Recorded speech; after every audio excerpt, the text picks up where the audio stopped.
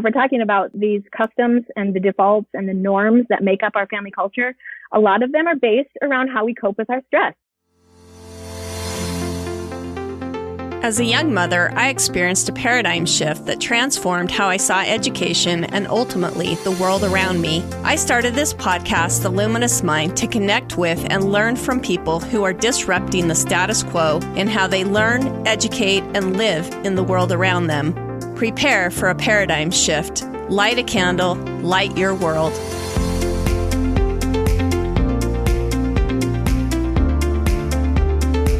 Benjamin Franklin said, "Instead of cursing the darkness, light a candle." You're listening to The Luminous Mind with your host, Rebecca Bowman. Today's Firestarter is Jodi Chaffee. Jodi is the founder of Our Modern Heritage Academy, where she explores the significance of family culture in modern society and uses her unique background to help families design an intentional family culture of love, trust, unity, and strength. Her weekly podcast interviews featured experts in a variety of fields, offering strategies and resources for a successful family to thrive in a trust-driven environment. Welcome, Jodi. Hi, Rebecca. Thanks for having me on the show. I'm so excited to hear about how you're helping families and, what you're doing in the world right now. But before we get into any of that, please tell our audience just a little bit more about yourself. Sure. So I am a mom to 4 kids that are 10 and younger, and we've been homeschooling them for their whole lives. I use that term very loosely because homeschool to us doesn't really look like school at all. But that's our life. My husband and I have been married for 14 years, and we have bounced around to figure out what we need to accomplish with our life. And at this point, we recently sold our home and our second car and liquidated everything that we could and moved in with my parents so that we could start a business. And so that's us in a nutshell. And I love learning about family culture and what makes families successful. And so that's been my obsession for the last 3 years or so. But if I were to just tell you that what my passion is actually to be a singer. And so someday when I have all of these things that I'm working on and these projects and things done, or I feel like they're onto momentum, then I'm going to be a singer. But that's me. That's awesome. I was just telling her before we even started recording that it seems like our lives are paralleling so much. And now you say that you sold everything, because we just actually did that not long ago too. We didn't move in with any parents yet, but we did scale back things an awful lot. So that's really awesome. But I'd love to hear more background into what has led you to be really passionate about, helping families and stuff, kind of what you feel like that life's mission other than singing might be, and how you came to become that. Yeah. So, when my husband and I got married, we thought we had this whole married life and life in general made, because he and I, we have the same values. We have the same socioeconomic background.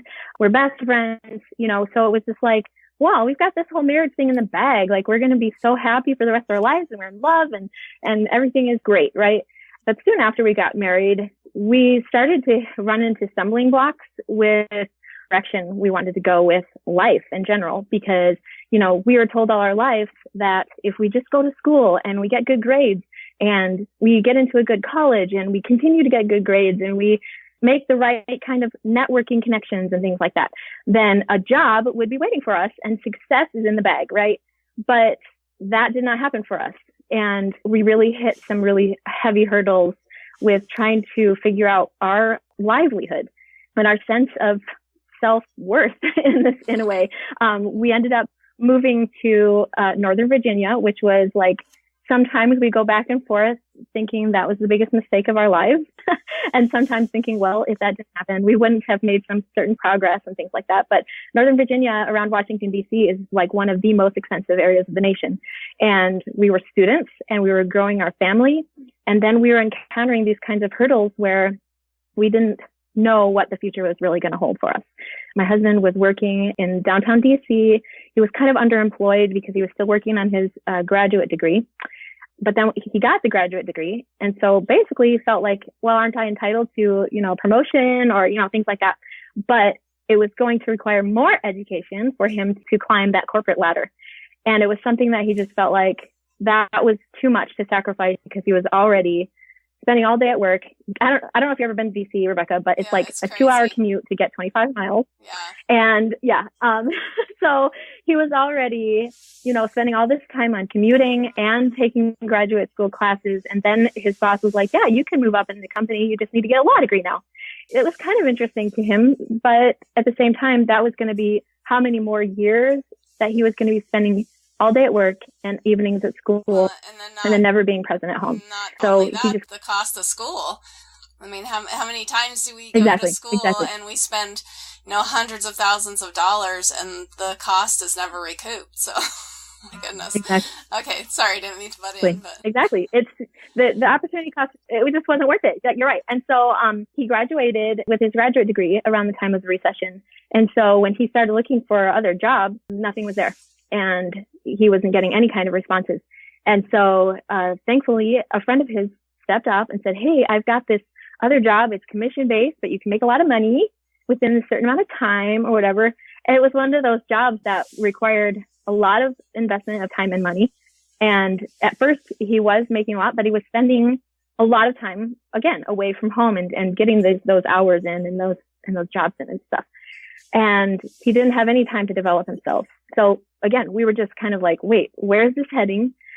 Is it really ever going to accomplish anything? Are we, our dreams and our goals of other things ever going to be realized? And then we realized that maybe we fell into this problem because we didn't have the vision and the purpose in place.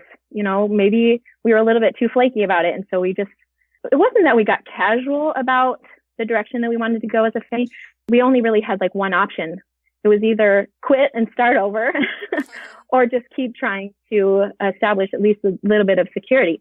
But through that path on that journey, it was like, wow, we're really miserable. And what's going to happen to our children if we're still miserable as they're growing up? And, is this path that we took that has now led to our potential downfall really going to even be there as we're raising them? How do we raise them to be successful if jobs and things aren't going to be the same when they're adults, or that a college education is really even debatable whether that's a valuable option? So I just started questioning these things like, what does it really take to raise a healthy family? How to stick it through, because I've known families who I thought were healthy and thriving because they're like, wow, this family is so phenomenal. And then you find out that they're not, and they're getting a divorce and they're breaking up, things like that. And so I was like, I didn't want that to be us, first of all. And second of all, I really wanted to figure out how to raise our kids to thrive. And while I knew that educating them at home was what I always wanted to do, I wasn't sure what that would look like and how I was going to help them to really thrive and figure out what their life's mission is going to be. So I decided I'd start asking people, and in the homeschool world, there are people who have thought about these things and they teach it. And so I was like, well, I'll just reach out to, these people who have powerful messages and talk to them about, what does it take to survive, not just to survive, but to thrive. And at the same time, I'd also been watching like the Olympics, and I was like, these are kids. How did they decide that they were going to compete on a world level and to compete at the level where they are really proficient and really skilled? That doesn't just happen, right? Oh, yeah. So I was like, how to raise healthy kids, how to raise thriving kids, and then how to help them to establish these kinds of goals where they actually want to do really grand things, So I just was like, I'm going to start a podcast and start asking people questions and find out what it really takes. And if there's a formula that thriving families have or know about, it's like, what are they so savvy about that I don't know? And so I started asking and started to uncover what it really is, what it really takes to have a successful family culture. Well, that's awesome. So that was my response. Well, there's always a good backstory. I know that to why, you're passionate about what you're doing. I'd love to hear always love to hear what helps to move you in that authentic direction. Because I think, so much of your story, I think, is everybody's story. It's particularly our story. We also heard that if you go to school, we're both college educated and all of that, you were going to be happy and successful and the world was your oyster type of thing. And yeah, it's frustrating to be in your 40s and to be, this is not happiness. This is not what and I love the fact you talked about those struggles. Do you feel like there were any other challenges that maybe you had along the way? Did you ever move back from North Carolina? Or, what are those main challenges that you had? And then what did you learn from them? I mean, what was the takeaways from North Carolina?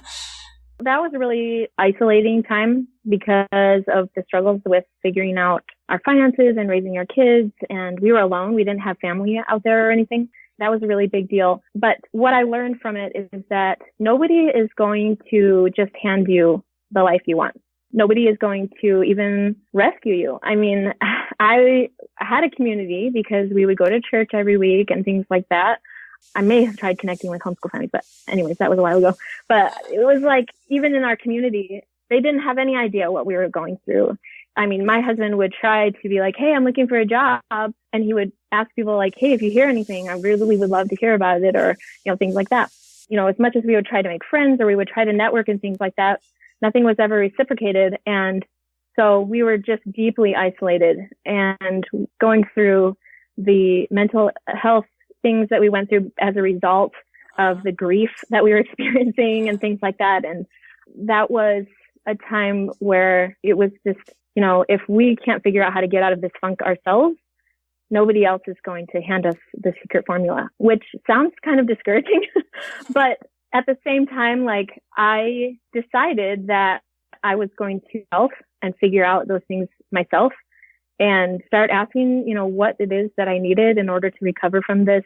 So, I just started studying business books and personal development books and parenting books. And I would go on and watch all of the homeschool conferences online or things like that. I just became obsessed with trying to unlock my personal formula for happiness. It was hard because we didn't have anybody that had gone before us to map out this route. And then the route that we were following, this, check off these lists, that checklist failed us. And so we didn't have this tried and true formula of where to go with our lives. And so being in Northern Virginia, and the struggles that we felt, the deep isolation that we experienced made me at least realize that I have to create it. I have to write my own path. And so it's allowed me to then be to question everything. I go, if people are saying to me, you should send your kids to school, it's a really good school. And then my reaction is, why? Why do you think it's better? Or why should I? Why can't I just keep my kids at home? Or, if people are like, you should do X, Y, and Z. And I say, why? And I just deep down just kept questioning, why should I do those things? And is it really going to serve me and my family? Or is it really going to help me to fulfill what my mission is in order to serve other people or whatever? Or I've always, even in high school, questioned the cliques or the group mentality of things. I would always be like, well, why? Why do I feel like if I'm not included with this particular group or whatever, then therefore have less value? Well, that's not true. So this deep isolation really caused me to just go, I have to make my own future and I have to work it out and figure it out for myself. Yeah.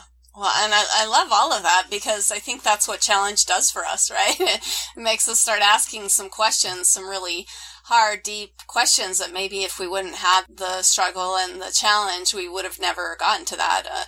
Somebody once told me that our mission is defined, or we help to find our mission through the highs and lows of our lives. And so I love to hear, your struggles as well as the high times. But so how do you feel like going through this experience to be able to ask those questions, being able to start your podcast to try to make your family much more strong as you're going through all of these difficult things? How do you feel like you've kind of changed your thought process through all of those experiences? Yeah, that's a great question, because really what I learned from all of it is that we have to be intentional, that every family has a culture, but it's hard to sit back and observe or question or take inventory of what that culture looks like to decide what needs to change or what is working. You know, it could go both ways, right? Like you can either keep going with what works, or you can take this inventory and say, these are the things that need to change, and then to be deliberate about it. Because I think that, you know, so many of us, we just go, well, that's just the way it always has been. One of the stories I like to tell is how my kids and I were listening to The Secret Garden.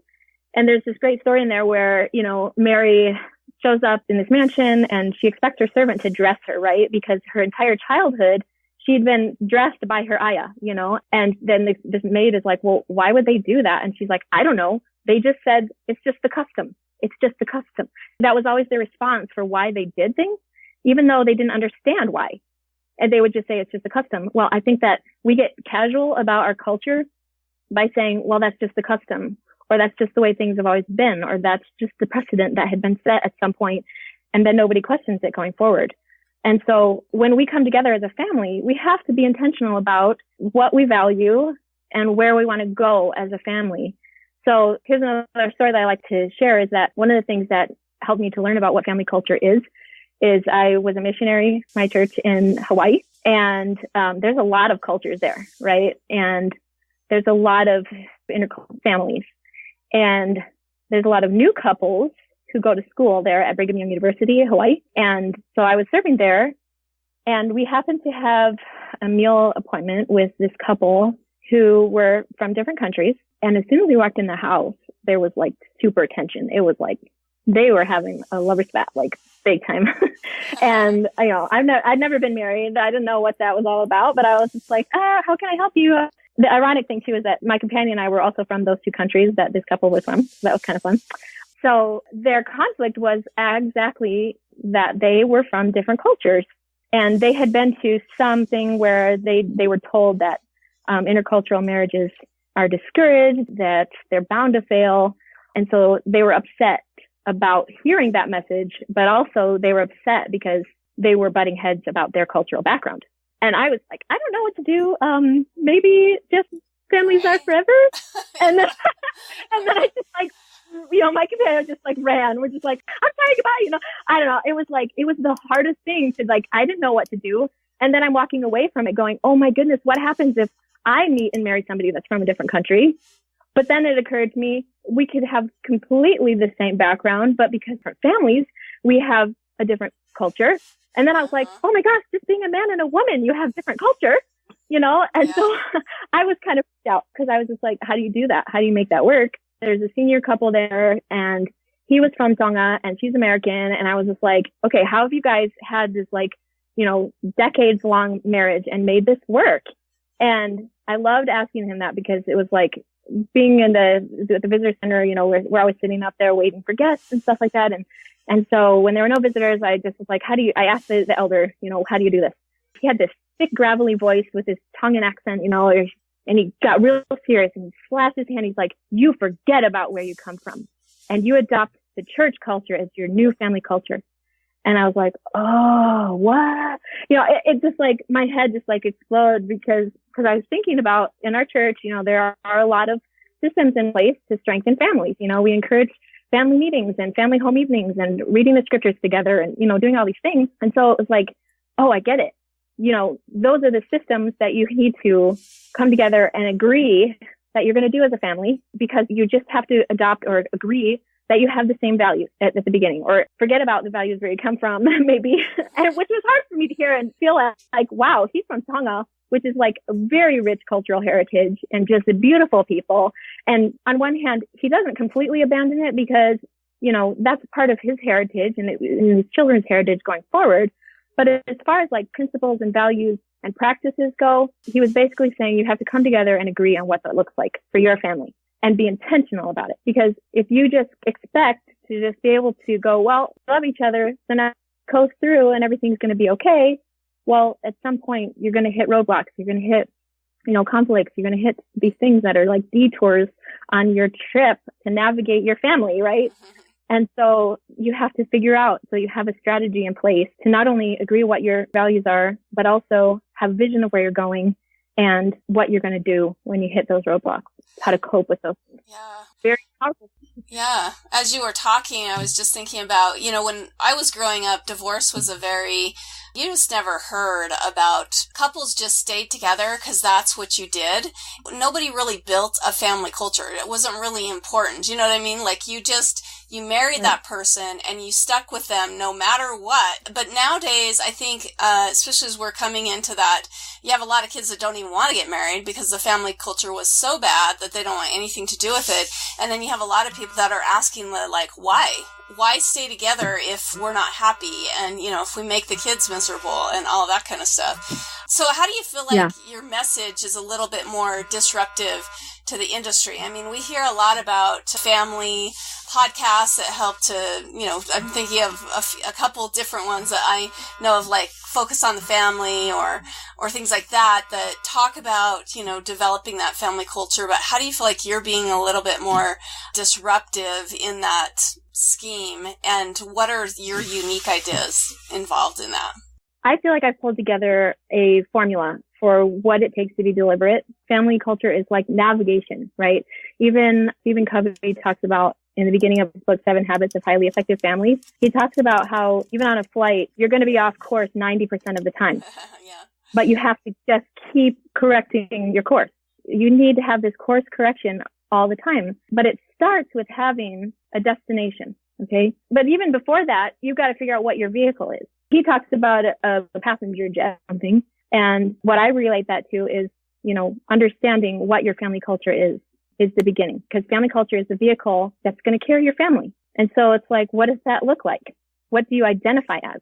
What is it that makes you who you are? That's your vehicle. And then the next thing is understanding your destination. Where are you going? And along that way, how are you going to get there? And why? The destination is just one part of the formula or of the piece of the puzzle.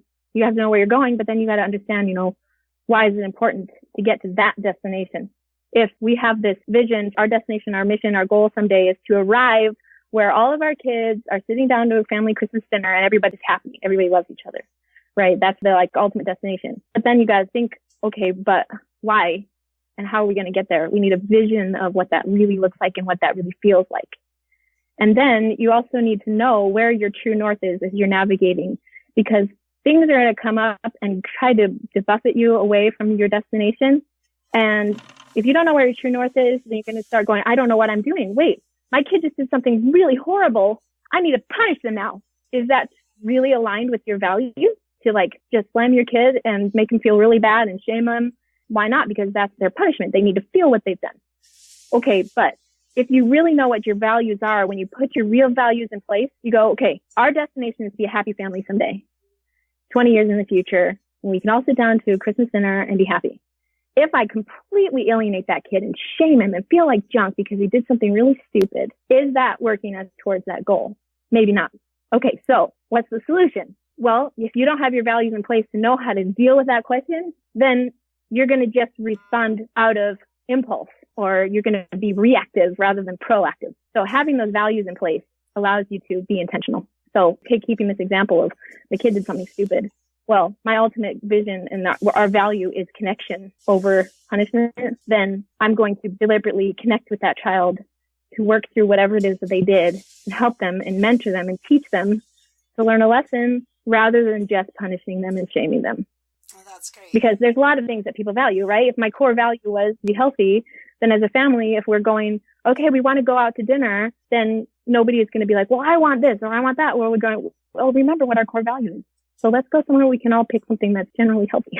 Stuff like that. So it's more than just a parenting style because, I believe in authoritative parenting, right? But what does that even look like? And what does that entail when you come to your child and you have expectations and they have expectations? And how do you communicate that with your child and maintain the expectations or intentions that you have for your family? Well, it starts with being clear on your destination, being clear on your vision, being clear on your values so that you establish trust in your family. Because really, that's what it comes down to. If my child comes to me, tells me they did something really stupid, it's because they trusted me to not rail on them. And when I go to my child and I say, well, you disappointed me, you violated my trust, they go, you're right, and I'm really sorry. And then we maintain that relationship. And it becomes a trust relationship. where they trust me to clothe them and feed them and bathe them, to provide for them.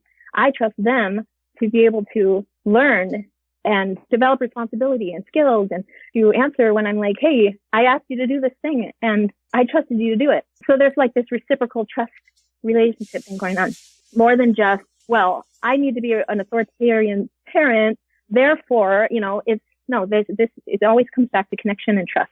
Those are some of the principles that I teach. And then I go into also how you maintain your vehicle through your communication systems, and then how you cope with those sidetracks, how you stay on track. We're going back to the Covey analogy of saying, we have to course correct 90% of the journey. Well, every time we encounter something that's going, well, my child has depression. Okay, how do I cope with this? Or I have depression. How do I cope with this? Because that's what I had to go through, right? After all that time in Virginia. Or like, oh my gosh, the day to day is so stressful. How do I cope with this? That it comes back to our coping strategies, because if we're talking about these customs and the defaults and the norms that make up our family culture, a lot of them are based around how we cope with our stress. If we come home at night and we want to decompress by sitting down and having a beer and watching TV, that becomes our culture. Or the mommy wine culture is a big thing right now, that it's like, this mom thing is so hard. I need to sit down and have my glass of wine morning, noon, and night. Well, that's becoming your culture. And our children are seeing it, and that's how they're going to learn how to cope with what they're struggling with. And next thing we know, our child is an alcoholic, so it comes back to how are we coping with the things that we're struggling with? How are we coping when, we have an argument and upset and we just go, well, forget it. I just want to throw in the towel. No, there's like strategies that we need to have in place for how we cope constructively with the things that we deal with as a family. So those are really the main principles that I teach, that it's more than that, just the way we parent.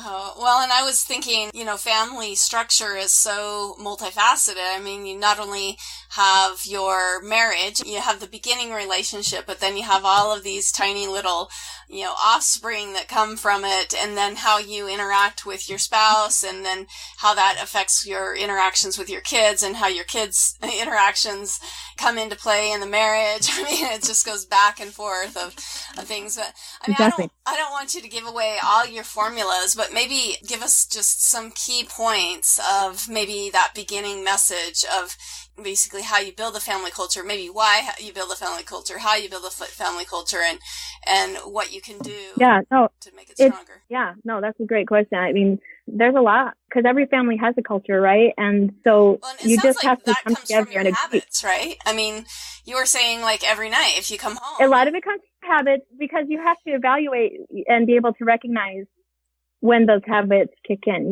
There's always a trigger, and then there's your response, and then there's a reward you get out of that response. There always is. And so, you can figure out what habits are working and what's not, and then try to figure out what the trigger is. If the trigger is coming home from work, feeling stressed out, and then the reward is that you're able to decompress, figure out what's in between the trigger and the reward. That's actually something that's going to be constructive rather than destructive, because there are ways to cope constructively, right? You can get a boost and a high out of music, dancing, exercise, art, any of these things that are actually constructive, that give us that boost in the energy that we need. Or maybe it's in the morning before work, I have to take some time to meditate and give myself some grace, things like that. And so it's evaluating those habits and figuring out what's working and what's not, and then come together as a family to decide, especially those three core ones. What is our destination? What is your mission, basically? What is your mission? That's the destination, where you want to end up. And then you figure out your vision, like, why did you get started? What do you want to accomplish out of this? And how are you going to arrive at your destination? And then you need to figure out what your core values are, because ultimately that's going to base your decisions going forward around your core values. If you don't know what your core values are, you get casual and you're just like, well, I don't know.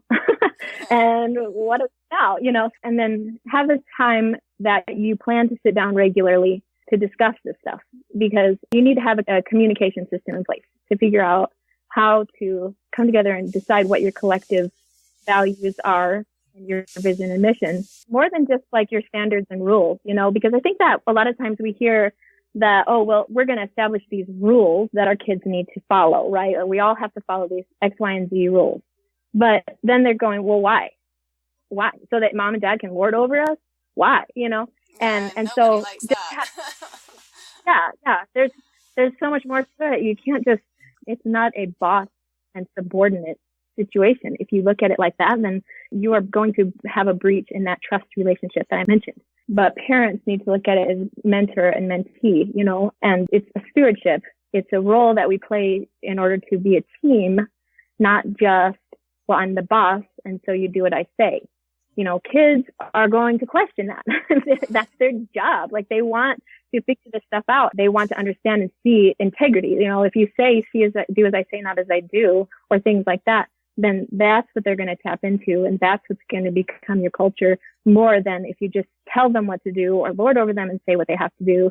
It has to be an equal type of a relationship where you're coming together to agree what those things are and come up with values and a vision, more than this is the rule, this is the law.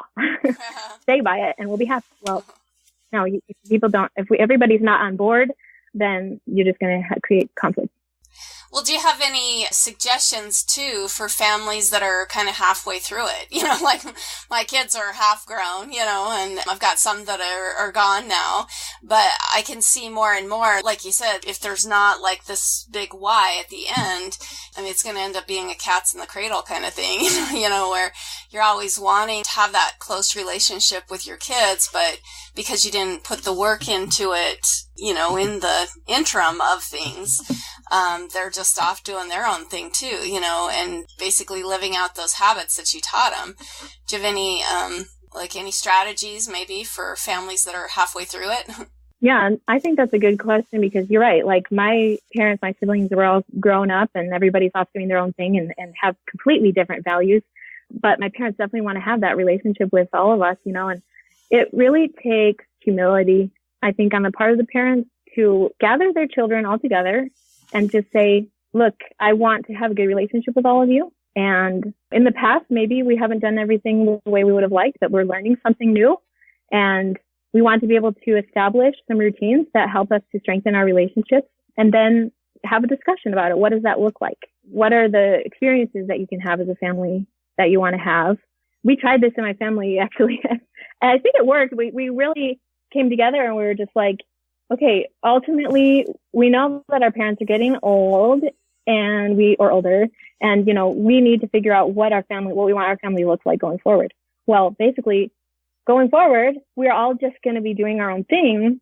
But in order to stay together, we have to establish a zone of zero judgment, because, and that again goes back to that trust relationship thing, because if there's any judgment, especially when they're all adults getting to that point, teenagers, because that was one of our situations too. My brother and I were teenagers, and my older siblings are going, oh, mom and dad, you babied them or whatever. And it's like, look, if we want to have a good relationship and we want to come together and establish these kinds of, mission, vision, values, and things that we want as a family, then we have to come together and have a no judgment zone and just let go of your judgments. Like, suspend judgment. It's an important principle. Like, in order to have a trust relationship, you can't bring your judgments to the table. And if things arise, you have to be able to talk about them cordially and civilly and without judgment. Like, this just happened. I live with my parents now, right? So I'm learning about their relationship and the way that they interact with each other. And they were having kind of a disagreement. And my mom goes, you always blah, blah, blah. And I was like, okay, wait, stop right there.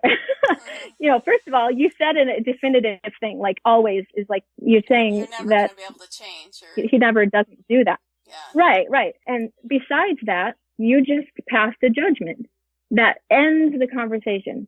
He's not going to want to go on with this discussion because you just made a value statement of judgment about his character. And so that's just going to automatically close off the conversation. Discussion's over. Obviously, you can't trust me anymore because you just made a judgment statement. And so as our kids grow up, they are going to make their own choices. They're going to become their own people. They're going to take whatever it is that they got out of their life growing up. Right. Hopefully. And they're going to go off and live lives that whether or not you agree with it, they're going to move on. Right. But if they come home and all they hear is judgment, then you are breaking that trust relationship, and it's just impossible to thrive in that environment. And so it really needs to be a zone of zero judgment where you just let go and go, okay, whatever it is, even when they're little and they're teenagers, you can coach them and you can mentor them and you can tell them about your experience. But even then, they're going to make their own choices. And when they come back and say, that was a mistake, they didn't come back to us for us to judge them. They came back to us because they needed connection. They needed empathy. That's the word I was looking for. They need empathy, they need connection, and they trust you to love them unconditionally as a parent, right?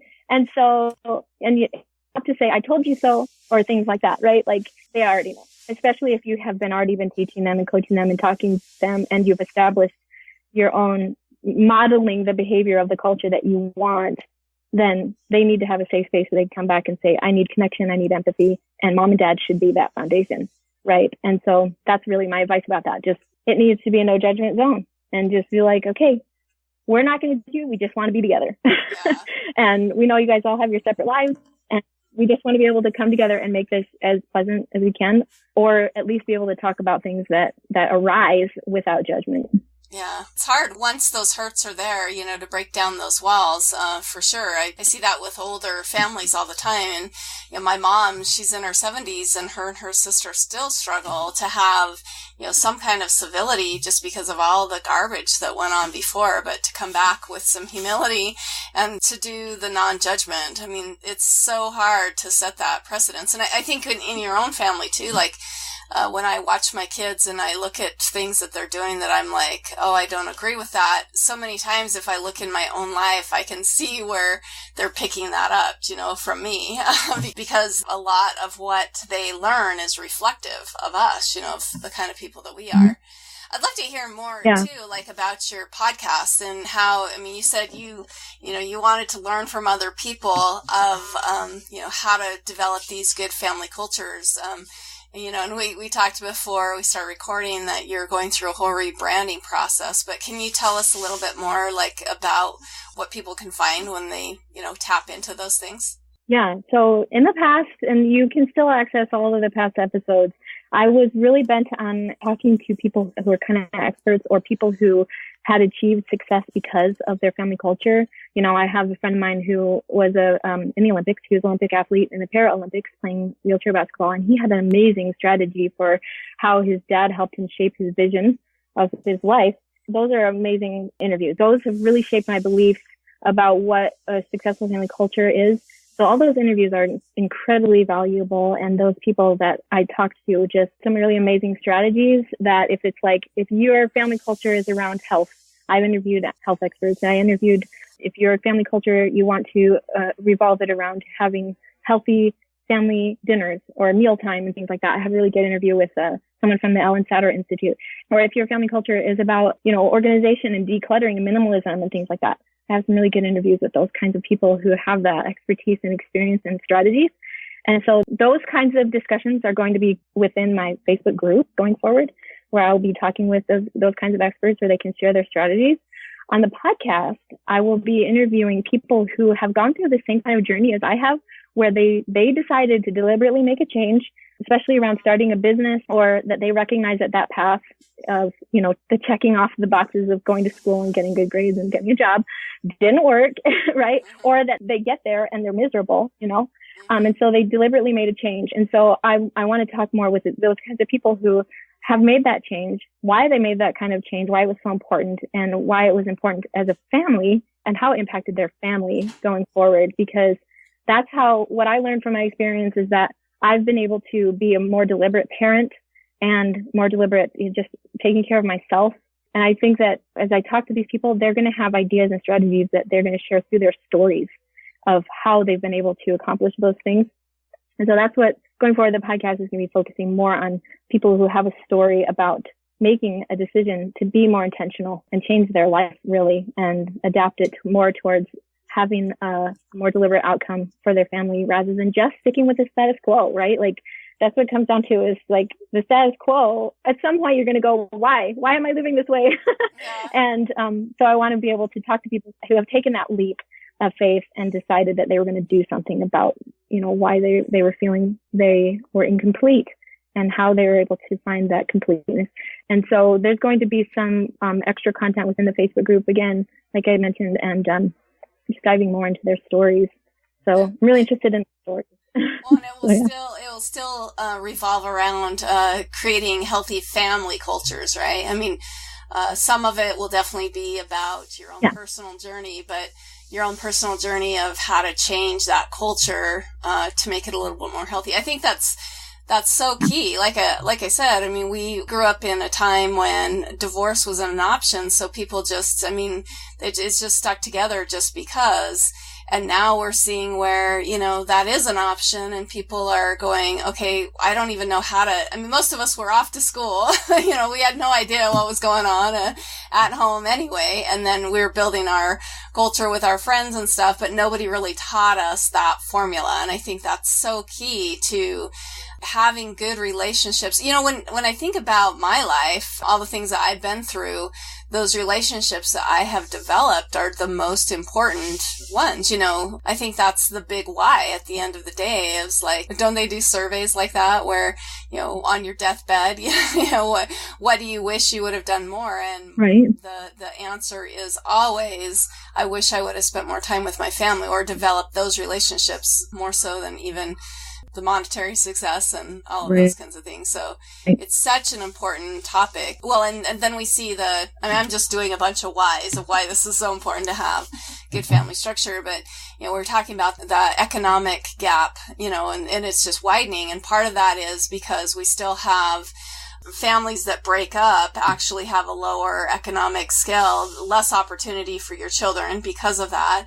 And because there's just that extra bit of drama with the dating and all of that the spouses are doing, it's causing so much extra stress for our children. They don't perform well in school. I mean, aren't these some good whys of why to keep that family culture healthy and vibrant and alive? I mean, have you done any studies like that even of why that's so important? Yeah, I mean, I have not dove so much into the statistics. I just know that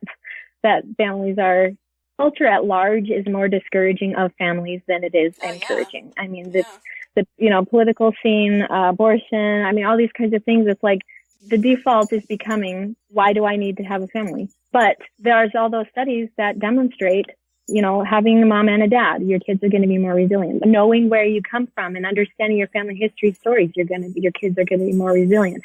You know, there's all of those things that if you have a plan or you have encouragement, if you have a supportive, non-judgmental adult in your life, you know, I watched this TEDx talk that was like, kids who are able to thrive and be resilient are able to cope with the pressure to perform and the fear of failure because they have something, somewhere, somehow, and someone. Okay. I'd send you the link or something to this because it was like, wow, that's so true. So the somewhere is a destination, you know, having a place that they want to end up that's productive, like their personal mission. Somehow is the vision of how they're going to accomplish that. So a roadmap of how to accomplish their somewhere, something or that supports them through their struggles. And then someone is a non-judgmental adult to mentor them through. And that's the best way to find those things are within a family that can support them and mentor them through to find their. And how to get there. And there's studies about families who have mealtime together are more resilient, or families, you know, all these different things that if we're just coasting or we're being, you know, casual about our families, then our children are going to be raised by social media and by their friends and by the culture that's telling them that they can be whatever, like promiscuous and, you know, all these kinds of things that we're going, wait, those are destructive behaviors and addicts and things like that. I mean, you have to be proactive because the world is going to shove these things into their faces. They're going to shove them into front of pornography and drugs and all those kinds of things. And if the kids are going, well, I don't have support at home anyways, well, who cares? You know, or if they're having so much pressure to perform at school and on the other side of the spectrum of, you know, not pornography and drugs, if they're good kids and they're going, well, I've got all this pressure, I can't deal with it. And then where do they turn? There's also a lot of studies out there about kids who are good kids who have what they call a failure to launch because they didn't have any systems and strategies in place to help their children to grow up. You know, they're just they never got the mission for themselves, children. Right? Yeah, didn't figure exactly. out who they were. So they didn't have the mission, and in order to have that kind of resilience that helps them to cope with the struggles of adulthood. And so if you aren't deliberately trying to shape these kinds of experiences, shape their values, shape their mission and their vision for their lives, then they're gonna, even if they're good kids, they're gonna grow up and just be big kids, you know. And so It's like just having those strategies in place to be deliberate. I mean, even if you're off course 90% of the time, right? At least you're working on it, you're being deliberate, you're trying, and your kids will see you modeling that behavior and that it is important to you. That's how things just begin to take shape. I mean, you don't have to sit down and force them to read scriptures for an hour or anything like that or whatever. Like, it's just being consistent and deliberate is really what's going to establish those things for your family. And yeah, there are definitely studies out there that prove that these things are true. It's just hard to implement without support. Yeah. So that's why I'm here. Yeah. Well, and families are so good for the people that helped create them, those people that are married. I mean, that's another study that I've heard, that it actually, people are healthier when they're in a healthy marriage relationship. Well, there's so many other questions I would love to ask you. I still have like half a list, but let's just kind of wrap it up with, let's talk about maybe where you see this heading with the modern heritage and the kind of cultures that we're going to develop, kind of those long-term goals and that legacy part. Yeah, I really want to start a movement helping people just to wake up and just go, whoa, that culture it's there. You know, there's like this joke that's like the goldfish, and it passes another goldfish, and it says to the other, hey, how's the water today? And the first one goes, what's water? You know, and it's like so many of us just in our environment thinking, oh, this is just how it is. Well, it's like we don't even recognize that it's something that is there, or, you know, we just kind of go, well, that's just what it is. So anyways, I really want to start like a movement around this idea that, you know, we can be deliberate. We don't have to just accept, you know, any toxic cultures that are coming down the line from us. So, you know, we can be deliberate. We can shape these things. We can figure out what our, you know, our collective vision, mission, and values are for our families. And so that's what I want to help and create, is coaching families through that journey. And I'm building out a course that they can take that will give them the foundation for establishing your family culture. And I'm working on building a community just on Facebook, you know, where people can come and just learn these things. I'll be teaching some principles inside the Facebook group to talk about, you know, how to establish these kinds of strategies for our families. Because ultimately, the legacy that I want to build is that, you know, living intentionally, not just going along and accepting things because that's the way that it is, right? Like, there are ways to move forward in a healthy way that's you're doing it awake, you know, consciously, not just being reactive, but being proactive about where you're going for your future. And so that's really the legacy that I really want to establish. That's what I've been working on with my own family and like my children, you know, going, you know, I never want you to just say, well, I guess since we only have one option, we'll just keep moving with that option. It's like, no, you can figure it out and find ways and write your own script and be deliberate about where you're going and what you want to create. Well, I love the deliberateness. Sorry. I love being deliberate because I think when we are deliberate about anything, it helps create a sense of happiness that we never had before. And so I think that's that personal satisfaction that we all get when we, you know, there's so many, like I said, this is a multifaceted relationship thing that's going on. But the most important thing is yourself and feeling, you know, you just don't want to have a family and just be miserable forever. But if it's intentional and you're being very deliberate about everything and you're making those decisions and choices, you're going to be so much happier in the long run about, you know, with what you end up with versus just going along with the flow, because the flow of society isn't the best place to be in anyway. So, well, I think though, Rebecca, that some people, they hear me talking about all this stuff and they're going, wow, that sounds like a lot of work. I don't know, this sounds like a lot to do with being deliberate, you know, but it's like, if you think about it, the outcome is so much better because actually you end up cutting out things that are exhausting. You know, if you go, you know what, that's not serving my family and I'm miserable, that's just not part of our values then. You know, if you know, a friend of mine, you know, there's this culture, like Pinterest culture, right, that people get really bogged down into. They're like, oh, I've got to have a Pinterest-worthy house all the time and or whatever. And it's just like, if that's not serving you, if you don't feel like that's a valuable thing for your family, cut it out, you know? And so it's not that this is something that is like adding to your to-do list.